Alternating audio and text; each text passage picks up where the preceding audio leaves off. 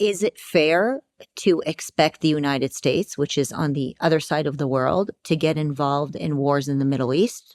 Well, that's a very good question. And I think a lot of people, particularly on the right, have been reevaluating that.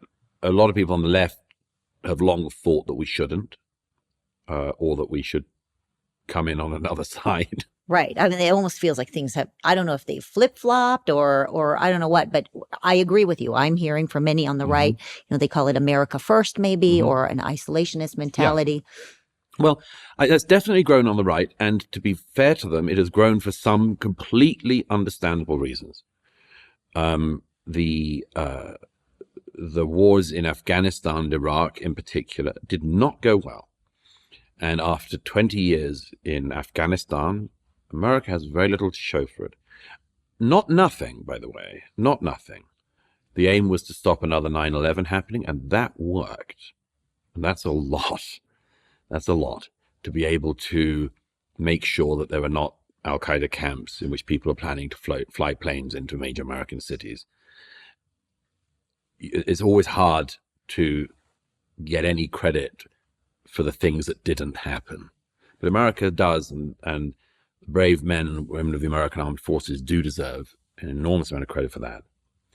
But nevertheless, Afghanistan, as people will have noticed, is not a thriving democratic society, and is handed back into the hands of the Taliban. Yeah, we certainly left in a bad way. Left in a terrible way. And so when people see that, I understand why a lot of people on the right and the left say, we just don't seem to be very good at this, so let's not do more of it. But I would say that those people who do take the view that therefore America should step back from the world should consider two things. Firstly, that, for instance, in the case of Israel, and also, by the way, in the case of Ukraine,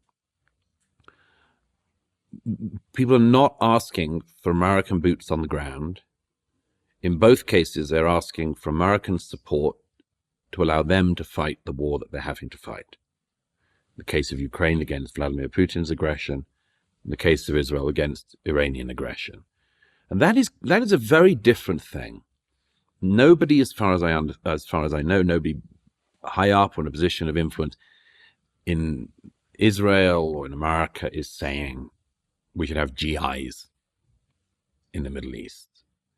Quite other than that. The Israelis are capable, have shown themselves very capable of fighting to defend their country and their families and their people.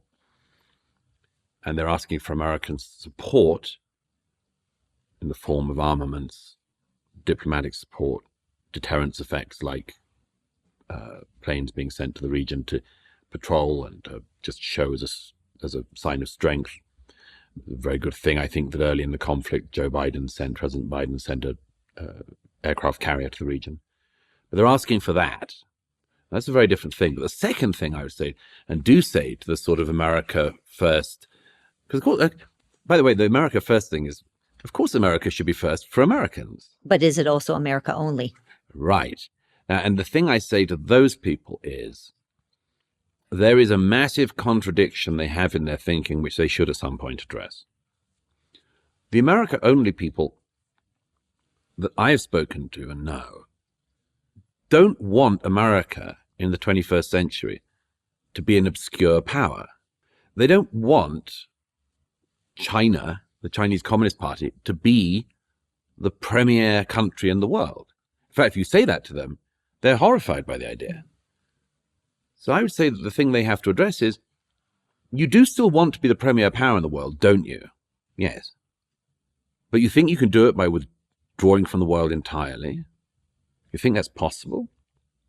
You think that if America is not interested in the world, other countries are not? I mean, America isn't very interested in Africa, but the Chinese Communist Party is really interested in Africa and is doing very clever things, not just in Belt and Road, but buying up of mineral resources and much more. So again, with the Middle East, with the Near East, if America is not interested, at least, I'm afraid there are other countries that are. And I think that the America-only people should really make up their minds on this. America can either be a secondary or tertiary world power, or it can be the premier world power. And if it's premier world power, it should keep an interest in the world. That is not to say it should intervene everywhere. Far from it. It does not mean that it should be the sole policeman in the world, because this is a horrible and onerous job, and it is preposterous that, for instance, America should be, holding too much, carrying too much of the water for global security. Of course, NATO allies need to step up, have to step up, and some have. But that needs American leadership in the world. It does not mean that America should be the fool in this. Of course not. But it cannot just step back. That's a delusion. It's a dream.